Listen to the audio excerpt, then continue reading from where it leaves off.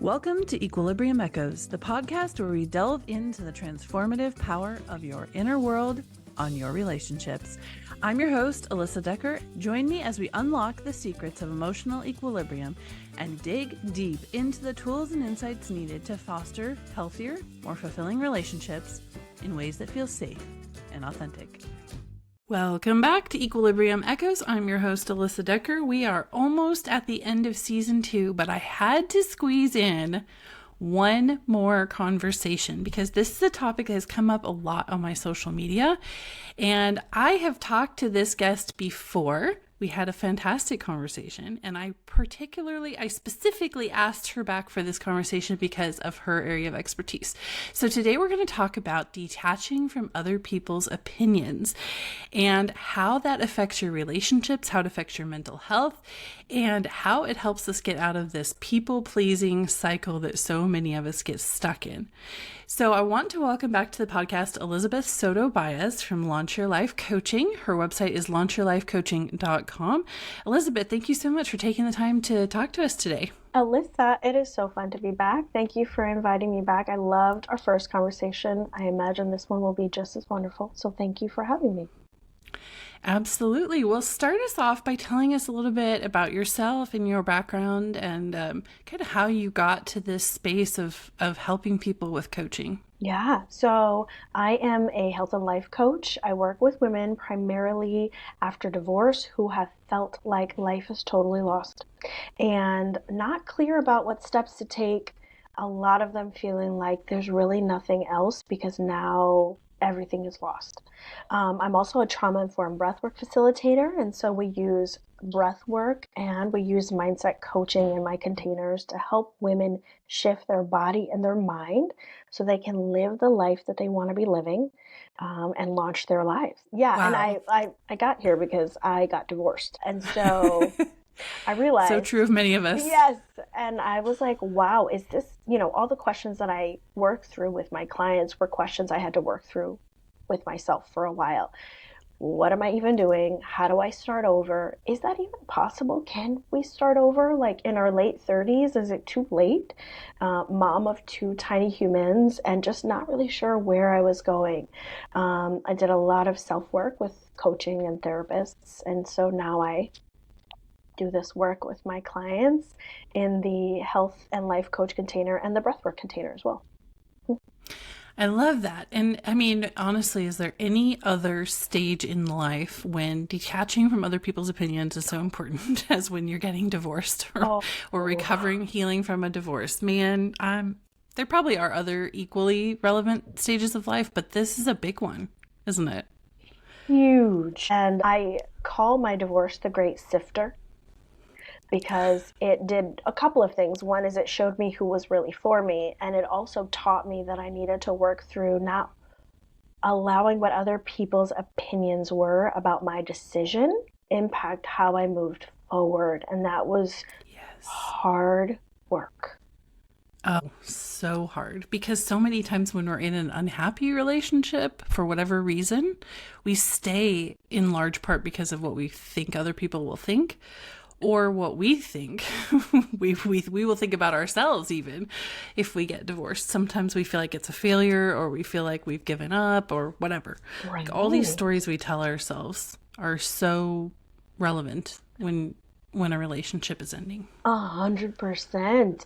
Wow, you say that and I'm like, oh, your book. Because all of these stories are just things that we kind of make up or things that were handed down to us. So part of my storyline that I had to work through was that I just didn't want to be a divorced person. And I was from a religious background in that season of life. And so getting a divorce was frowned upon in that culture. And so having to know, and I remember having a conversation with a friend who had gone through a divorce and was also part of a similar religious community. And her saying, like, you're going to lose friendships. People are going to tell stories about what they think your life should be like, and you're going to have to just not listen. You're just going to have to be okay with whatever they decide. And I remember sitting with myself for a while, like probably weeks and weeks, like, how will I manage when people disagree with what I'm doing? Because there are people who will tell you how they feel. Yes. Yes, there are. Even if it is not about them. Even if your decision doesn't directly impact anything about their life, they still feel this urgency to tell you their opinion about your decisions. And when we move through these challenging spaces, divorce in particular, you and I have that in common, we have to just be okay. And so then it's like, well, how do you be okay? How do you allow them to be whatever they want to be and you be who you need to be?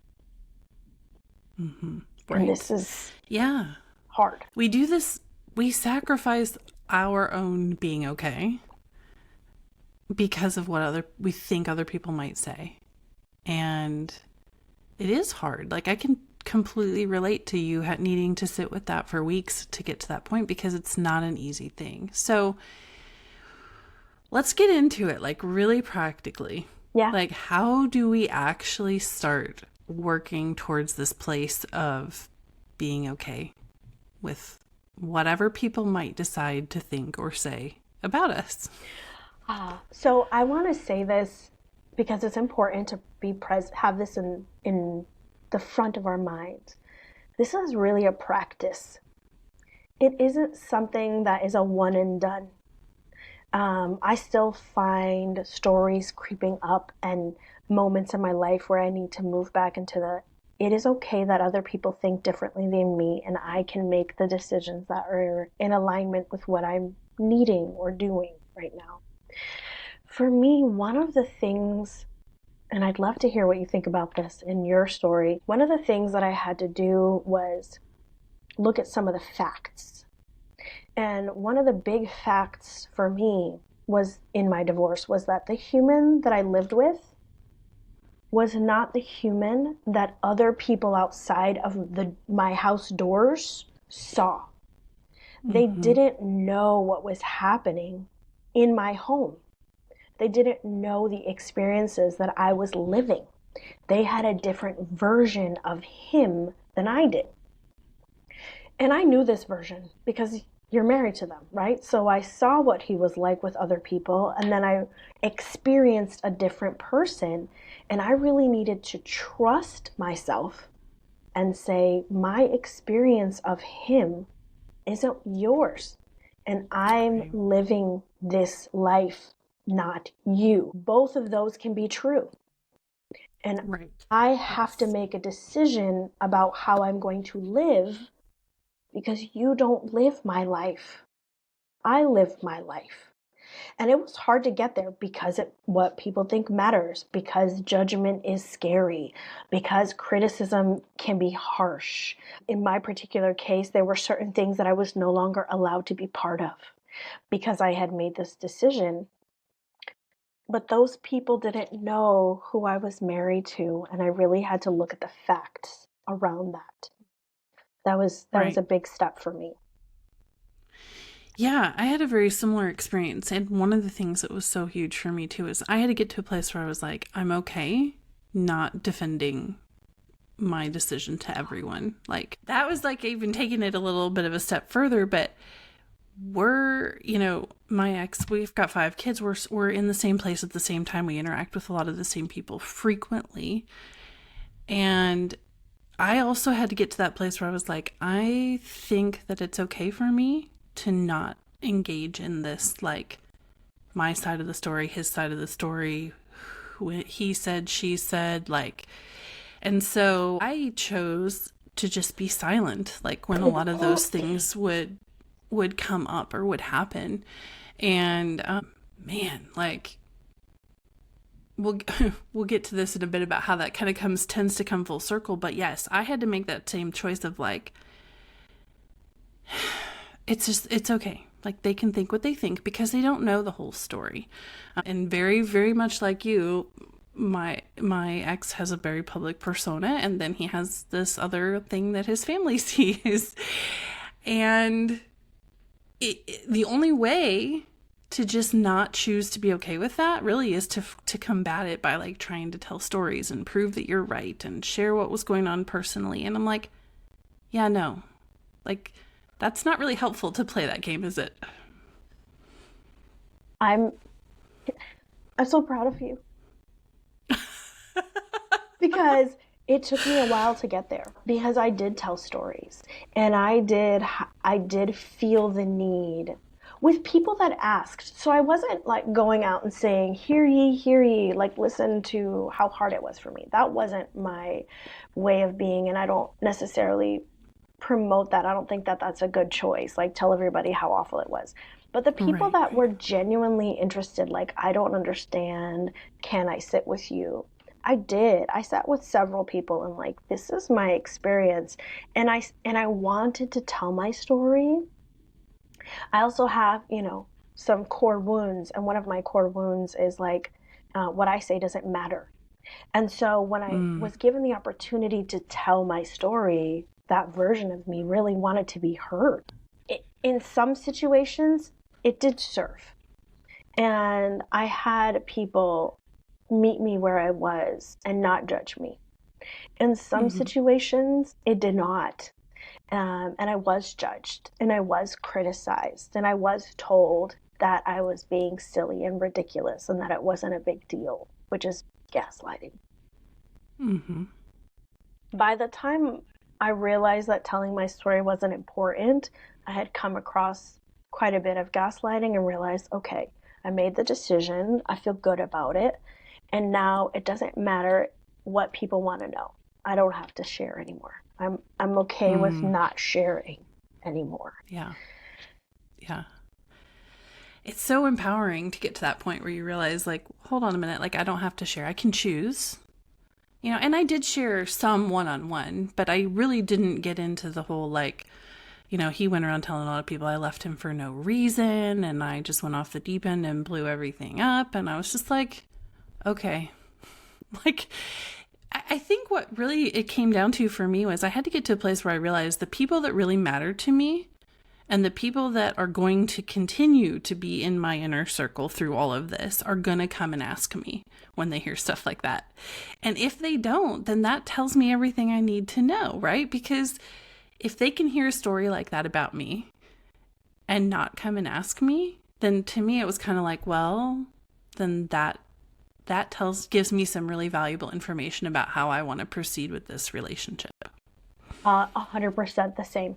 I got some hearsay stuff to me, which I don't participate in generally, but I did have someone say like, hey, did you know that so-and-so thinks this, that, and the other thing about you?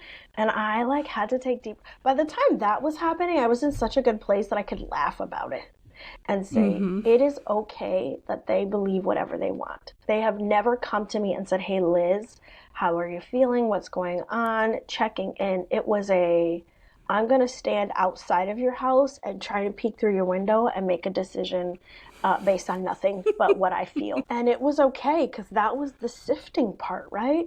And it made it really easy for me, really easy to just let people fall away. Just, you can decide whatever you want. I'm not going to argue with you. You don't live my life. You don't come to my house. You do not live with this partner. You have your own partner. I don't know how your marriage is, and that's okay. I don't want to know. Right. Like, but you cannot make a judgment or a decision about my life because you don't live my life. Right. And it was actually, when I got to that space, I was like, I feel powerful. Like, look at me letting that go. Now, again, I said at the beginning of all this, it's a practice. So there's not this permanent, like, I just let people go. There's definitely times, where you need to revisit that same empowered feeling. Yeah, letting people just believe whatever they want to believe and moving on to whatever you're up to. Yes. So let's go a layer deeper here, because what's really under this whole thing, this transition from really caring and being anxious and stressed out about what people are saying to you, to getting to that place where you're like, okay, they can think whatever they want. What's really underneath that is how you feel about yourself and how much value you're placing on what people are saying, right? Like that's the core of it. Like, am I going to assign value to what they're saying about me? And that is that's a deep conversation. Like, No, how do you start to work that out? am I going to assign value to what they think about me? That is a phenomenal question. And I think that we have to first say, what do I believe about myself? What value do I have for me? What are my thoughts about myself first? Because We don't do that very often, do we? We don't do that. We glaze right over that, hop, skip, and a jump, and leave that in the back window because it's uncomfortable. So uncomfortable to have that conversation. I actually with have ourselves. A client who was doing some mirror work with me. And if you're not familiar with mirror work, we were looking at ourselves in the mirror and working through some stories and affirmations and like acknowledging self in the mirror. And it was so uncomfortable. She's like, I've never done this before. This is really awkward. And I said, and that sounds about right. Like, this is the right thing. We don't think about how do I feel about that? What do I think about myself and what is important to me? Our default mode is like, well, how is it going to impact them? How is it going to hurt or help them? And is it okay? Like, if it hurts them, is it okay? As opposed to like, if it hurts me, is it okay? We don't move to that space. So it was gradual. Still for me, it's a practice, but living in this, like, I have to live with myself for the rest of my life. I have to look at myself in the mirror every day. I have to live with my heart and my soul and my spirit. So how does it feel to me first? So that we don't build up this inner resentment and bitterness for them. Yes. But it wasn't them, it was us. Yeah. And it's not selfish to do that. Like, I feel like I had to really work through that whole thing of like, if I think of myself first, this is selfish, because I have a religious background as well, and that was very ingrained in me as like, it was Jesus first, and then others, and then you. And so, to even think about taking care of myself first felt like a really selfish thing. I had to get past that and get to the place where, like you said, I have to live with myself for the rest of my life. And somebody has to take care of Alyssa, and the person who has the responsibility for taking care of Alyssa is me and no one else. And that was a huge mindset shift for me. Just hearing you say that, I'm like, oh, there's a weight. There's a weight in that, because that isn't how we're conditioned. That isn't what we're taught. And, coming from that same religious background where, no judgment on them, but others first, you last, is painful. And I've had some clients who identify as Christian who are like, I'm really struggling with this, but I'm also living in burnout and I don't know what to do. Working through the belief system around that is so hard, because we act on what we believe. And so that's why, going back to like, what value am I putting on what they said? Well, we have to come back to what I believe is valuable in me, what I believe is important to me, and then I can get considerate about what their values are. Yeah, and I think even in Christianity, it's really misrepresented, because I still consider myself a Christian, but I also think this whole idea of kindness and compassion and generosity and all these Christian values that we're supposed to espouse as Christians, those really should be coming from a place of being cared for and being well and being healthy and then giving. And so I still think it's backwards. Like, even as a Christian, I would say we've got this backwards, because we can't really give to other people and take care of other people if we're not taking care of ourselves. Like, it's so backwards. And, but yeah, working through those belief systems is tricky because if we don't know what we believe, if we don't know who we are, then we're so influenced by what other people say about us. And we're going to be tossed back and forth by whoever's saying what on a particular day. 100%. And this is why this work is so hard, right? How do we detach from what other people think about us? Well, if we don't know what we believe and we can't objectively observe those things outside of our beingness, because what happens is it's so baked in that you start to identify with them.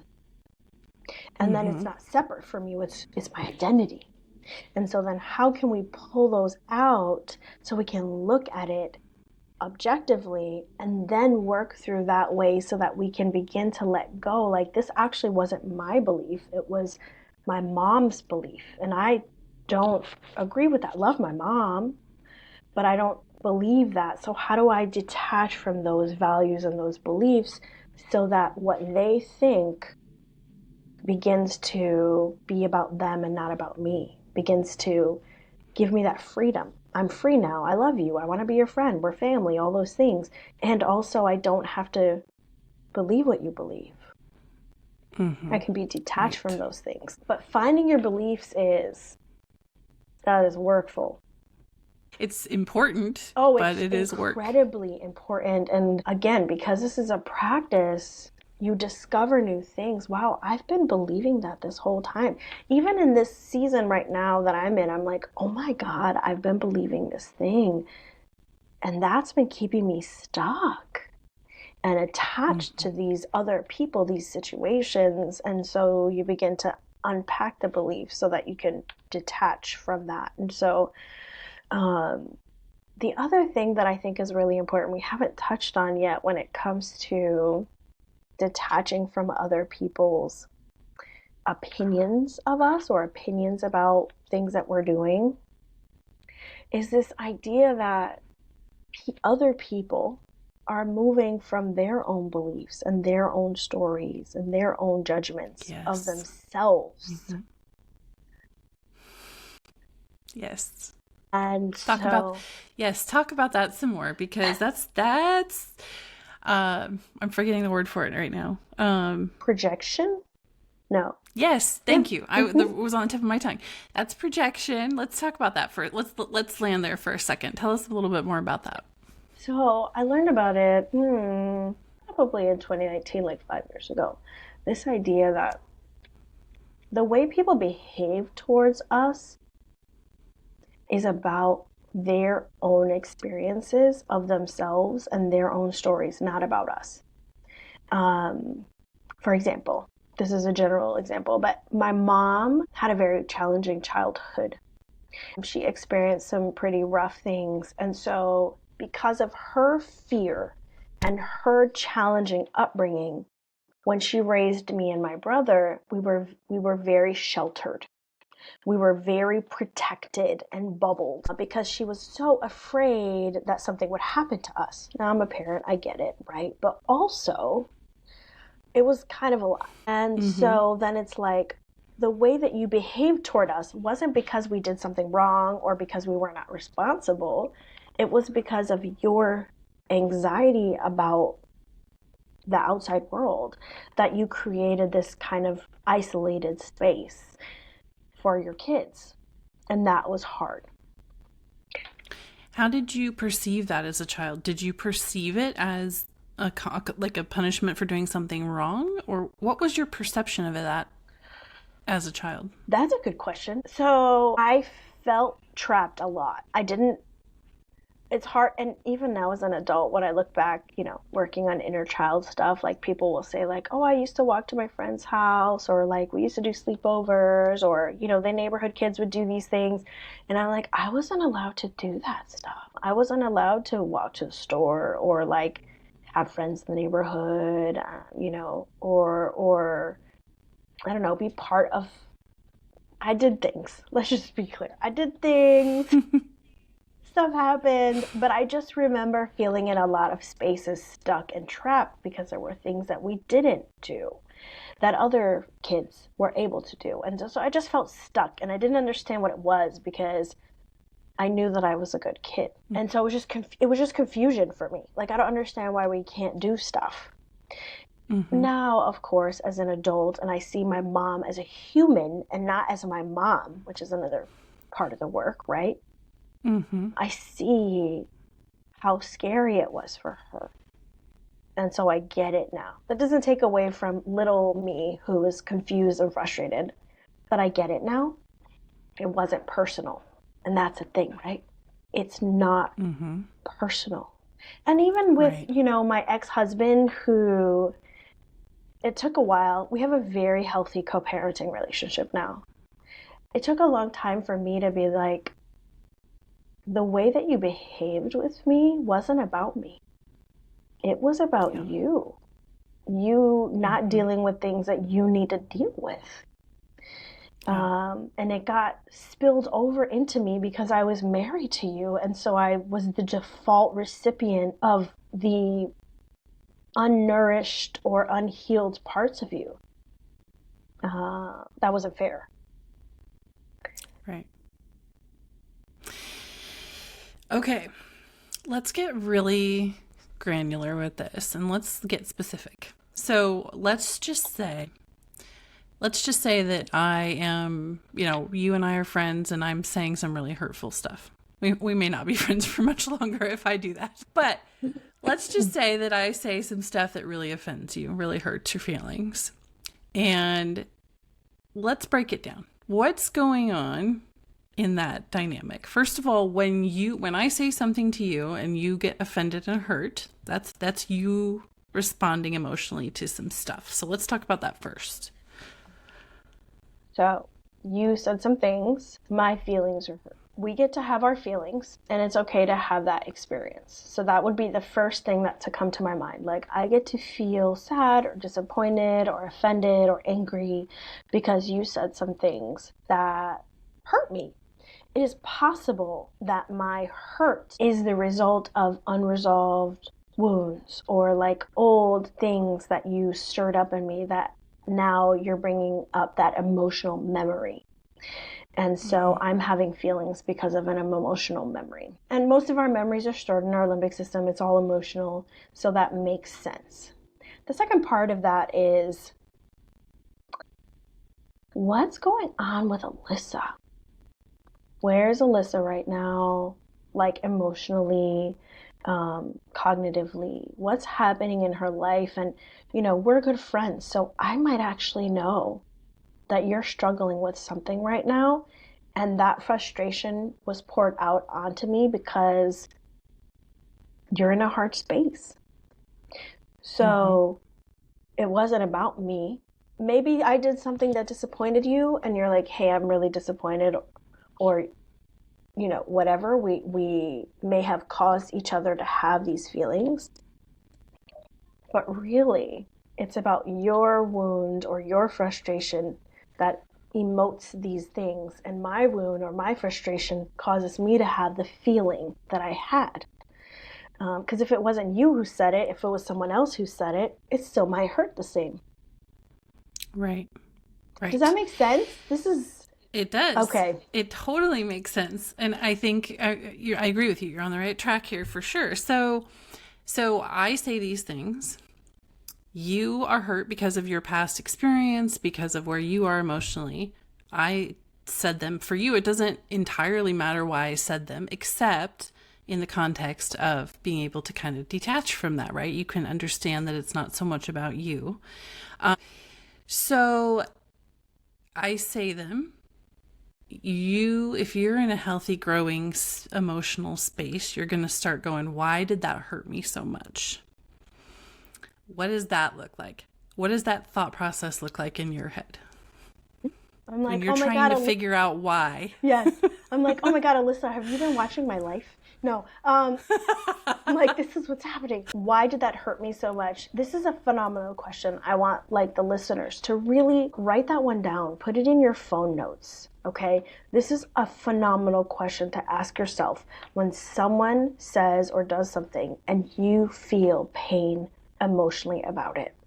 You need to sit with yourself and say, what is this trigger connected to in my emotional body, in my history? Little t trauma, big T trauma, or just a negative experience. Maybe it wasn't trauma, it was just a bad experience. What are the connectors on that? And then saying, what Alyssa said was so hurtful because when I was little, I had kids, and it always goes back to when we were little. When I was in middle school, I was picked on for that. Or that was similar to how it felt when I was in middle school and I was isolated and I didn't have friends. And so that comment or attack reminded me of that, and that felt bad. And so you need to sit with yourself in that space and say, I'm hurt because of a previous experience. Yes, I will address it with Alyssa, but I'm in charge of my feelings. Right. Yes. You got to manage your own side of the street here. Like, it's not just about correcting what I said to you. No. Because we go there so quick. Like, Yep. we're like, if you hadn't said that, right? That's not the point. That's missing the whole point of this interaction. I recently had an experience with someone. I was sharing a story with them, and they got really upset about the story I was sharing. And I was like, okay, you can be upset about this experience, about the situation. And they were like, well, you're making me feel this way. And I was like, oh, no. Let's just pause for a second.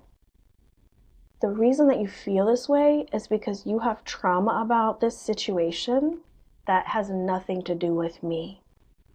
This conversation is kind of bringing that up for you, and I'm happy to hold space and let you feel your feelings and let you run through that experience. But I didn't make you feel that. That's an old wound, and this story reminded you of it. Mm-hmm.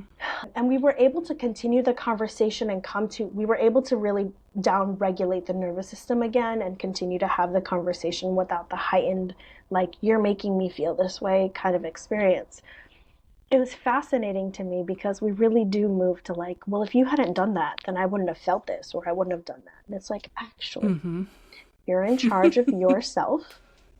Nobody makes you do anything. It's my favorite when my kids are like, well, you made me. And I'm like, actually, no. You are in charge of your own mouth.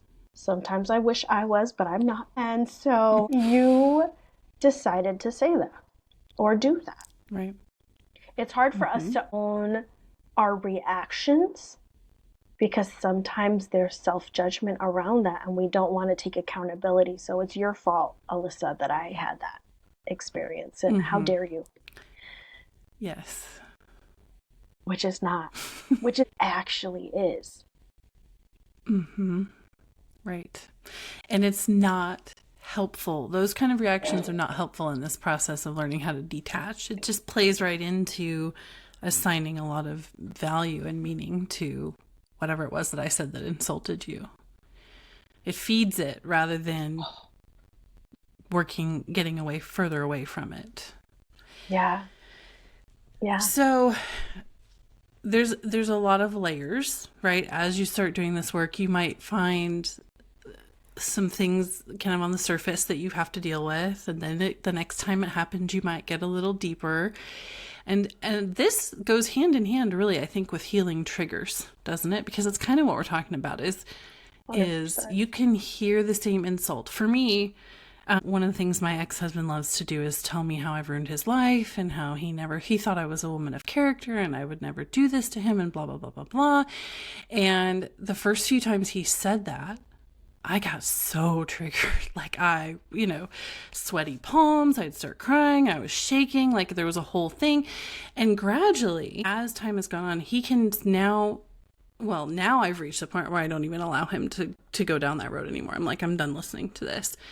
But prior to that step, I got to a point where he could say it and I wouldn't get triggered anymore. And in my head, I'm thinking, here he goes again, still repeating the same narrative. He still has the same beliefs. He still has the same perspective, right? It went from, this means something about me. Like somehow what he's saying might be true. And like, Yes. is this true? To, there he goes again with his same beliefs, right? And then now eventually being healthy enough to say, we've had that conversation, we're not having it again. So it's a process. As you progress through this, you can see the change in yourself. Was that your experience? Like you could see the levels of growth in yourself? Yeah, 100%. And like, oh my God, that didn't bother me this time. Oh, it's almost like, Yes. let's celebrate. I'm okay. Yes. Uh-huh. But I love what you said, and I wanted to kind of pull it out to make sure the listeners hear that. Like, when he would say that to you, your initial responses were visceral because there was a part of you that believed that maybe he was right. And when you began to understand your worth and your value and what you really are, what he said about you no longer impacted you because you knew it wasn't true. And so when the Exactly. listeners say, why did that bother me so much? The next question might be, do I believe it's true, what they said? Yes. Even a tiny little bit. Or am I afraid that it could be true? Yeah. That, oh, what a scary question. I know, it's That's so terrifying. scary. That's why this work is a practice and it takes time and you really need to, I mean, doing it, you can do it alone, but you need people. It's much easier when you have someone to help give you that objective feedback. Like I had a coach who was able to say to me like she just directly pointed out to me, she's like, the reason you're reacting that way is because you still believe on some level he could be right. And I was like, do I? And then I had to do that work to get to a place where I was like, you know what? No, he's not right. Like, the fact that I left him doesn't mean that I'm a woman without any character. Like, I think it that's means not the how that opposite, works. probably, but you know. Yeah, exactly. But he's Yeah, allowed to have his of opinion and course. his perspective, right? And for him, that comes from a place of, I'm going to be the victim here. Can never be my fault. And so understanding that was another angle of it. But most of that work was my work. It wasn't about trying to get him to stop saying those things. No.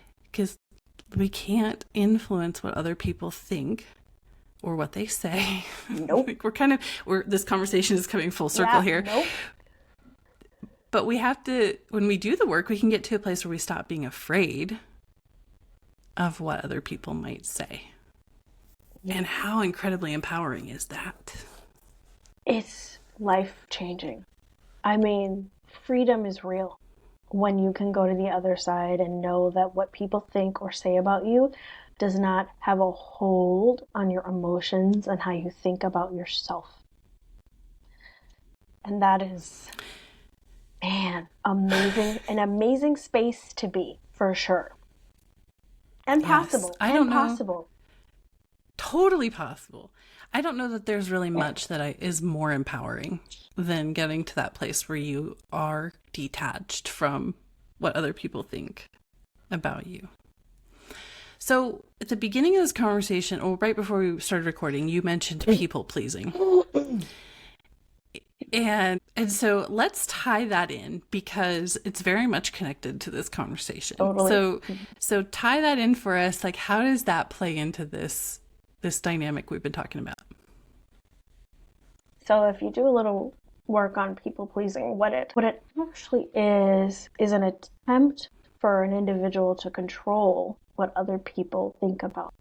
And so you bend over backwards to do whatever it is this other person may need. Now, the caveat on this sometimes is like, it's what you think they need. Sometimes it's not what they actually need. Which is a whole other conversation. And you do all of these things in an effort to be liked and appreciated and accepted. You want to control their perception of you by how you behave. So that is the opposite of detaching what people think. Like you're diving in and saying, I'm going to control how you think about me. Watch all the things that I can do for you and watch me do other things for other people too, because I'm amazing. And there's this devaluing of self because if they don't respond how you want them to respond because you're trying to control them, what you feel about yourself or how you perceive you is diminished because they didn't like it or they didn't appreciate me or they didn't accept that, and so I must not be good enough. And then we have this cycle. I don't know if I've heard people pleasing defined in those words, and I heard you say that, and that people pleasing is really about controlling what other people think of us. And my thought was that right there is like a statement a lot of people are going to have to sit with for a while. Please because do. Yeah. It really comes back to being okay with what people think about you. If you're a people pleaser, then there's something going on where you are not okay if people don't think highly of you for some reason. There are probably some people that are like, I think if people are listening and their immediate reaction is, no, it's not. Which might happen, and that's okay. Like, I really would challenge you to just sit with it. And if you're a people pleaser, and so many of us are, so you're not alone. All of my clients, women, have struggled with people pleasing and are working to detach. But when we talk about it in the coaching containers, it's like, why do you think you engage in that behavior? Like, let's unpack the why behind the why behind the why. And it's like, I just really want them to accept me. And so, yeah, you're doing all of this to control them. It can also be defensive too. Like, I'm trying to avoid them saying something hurtful or doing something hurtful. Right. If I don't behave this way, they'll hurt me. Yes. So it can be offensive or defensive, both, I think. Like, proactively, I'm trying to earn their respect or their affection or their whatever, or I'm trying to protect myself, or both. It's really very multifaceted, and that's why this is such a journey. Yes, and before we started recording, I'm like, this is I called it a thick conversation because we really have to dig through so many layers of how we get to this place where what people think about us becomes so powerful in our lives that we get stuck or frozen or reliant on other people. And then we, unfortunately, make choices that are not in service of the life that we're living. And so it is a layered conversation. It does require some sitting with yourself or having a conversation. You're listening to this, have a conversation with a trusted loved one, friend, companion, and say, hey, this is really interesting to me. Listen to this podcast with someone and unpack it for yourself, because we all struggle with this in some capacity. And that's why it's a practice. Not, it's never going to be a one and done. We're interwoven together in humanity. Right. If it's, you'll heal it for one, but you'll discover that this people pleasing, this need for positive opinions exists in a different capacity or a different container in your life. Yes. So what are some other things that you have done? Like, conversations are very helpful with a friend or a coach or therapist. What else have you used? Have you done any kind of some journaling exercises, or what other modalities have you used to kind of help you identify and break down some of these things? So conversations, absolutely, especially with people who can be objective with me. So not just friends who want the best for me and will say the things that I want to hear, not necessarily the things I need to hear. So working with a therapist has been really useful, working with a coach and having them see things objectively. Journaling is huge. And I love the question you said earlier, why did that hurt me so much? And journaling about it. Because when you write it down, and I have some clients who resist journaling, they're like, I don't like it. And I'm like, okay, There's research behind paper pen, but I'm not going to make you do stuff. Okay. If Mm-hmm. you're not a paper pen person, do an audio on your phone. Like talk yourself through it. Like, why did it hurt me so much when Alyssa said that? She said this, and this was where I was, and this is what experience was. Your intuition is going to show up, and you're going to notice stuff, and you're going to get clarity around that. So, journaling is a huge thing. I really love meditation for this too. Getting a quiet mind and observing my thoughts. What am I thinking? What's floating around in there? Why is that floating around in there? And even like journaling and meditating together, like these are the things that came up for me. It's really curious. I don't understand why that came up. It really is being okay with being curious, unpacking things for yourself even when it feels scary. And then the other movement is always one of my like, journaling and movement are like my top recommends for individuals that are kind of working through stuff. Our bodies hold our memories, they hold our traumas in our muscles and in our organs. When we move, we're able to kind of shift those knowings, those memories. They can come up and we can evaluate them. We can talk to somebody about them, and we can get clear about why we feel stuck in the same pattern. Because this builds patterns, which is a whole, we could talk, podcast number 3, we could talk about patterns. You're building patterns when you don't pay attention, and then you're like, man, how do I keep having these same problems? Why does this keep showing up in my life? And a lot of it is because you haven't noticed objectively the beliefs that you have and how those beliefs are causing you to act in a certain way. Yeah. Yes, you can't heal it and you can't take care of it. You can't change it if you don't recognize it and if you don't identify it. Mm-hmm. And I think one of the reasons journaling can be so helpful is because it's private and it's easier to let go of that shame of like, what is someone going to think of me if I say this out loud? But you can start to identify it. How do you know? How do you know when you have been trying to unpack something and you've gotten to the root cause? What I've experienced personally and what I've seen in my clients, it is this deep embodied aha moment.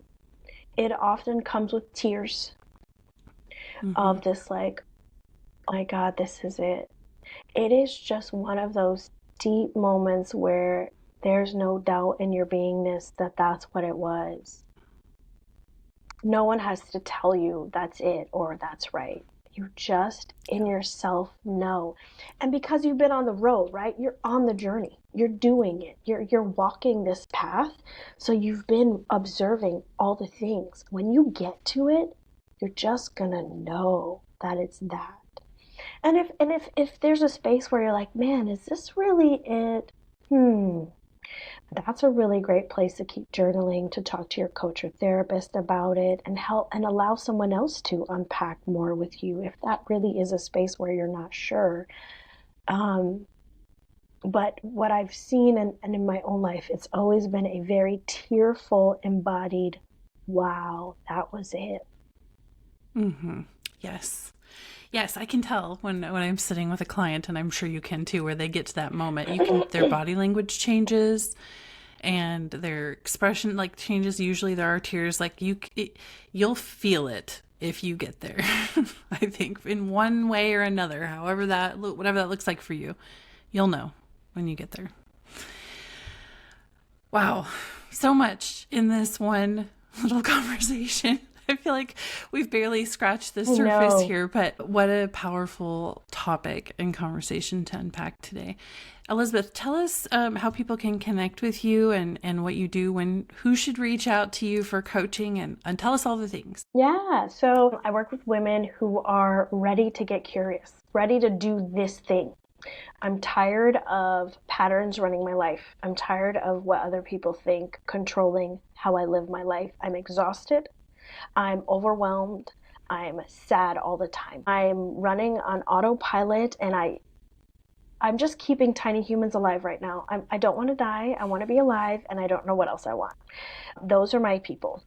And you can find me on Instagram, launch.your.life.coaching. I know. You can also email me at elizabeth@launchyourlifecoaching.com and we can have a conversation. I have a free empowerment call for anybody that wants to get curious about what it looks like to be coached and how to join the programs. I actually have a couple of openings for one-on-one right now. So that would be amazing. If you're interested, we could chat. And then as a bonus for your listeners who are interested, I would love to give away a couple of free breathwork sessions. I'm also a trauma-informed breathwork facilitator.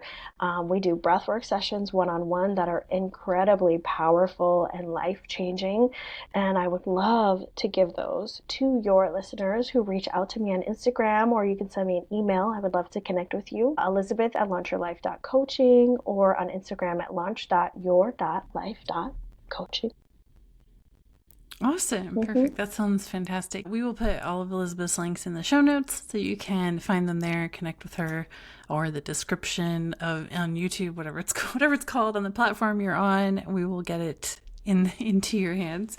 Thank you so much, Elizabeth, for taking the time to have this conversation with us. I think there are a lot of people that are going to find it really, really helpful and hopefully kind of get them started down this path to really to emotional health and freedom. I agree. So thank you. My pleasure. It's been wonderful chatting with you about this, and thank you for inviting me back. I appreciate you. Absolutely. Well, thank you for listening, and we'll see you again soon on another episode of Equilibrium Echoes. Thanks for joining me for another episode of Equilibrium Echoes. If you would like to learn more about the podcast, visit www.coachingwithalyssa.com/podcast. And while you're there, book your free consultation and download the preview of my new book, Marriage is Hard and Other Lies I Believed. I'll see you in the next episode.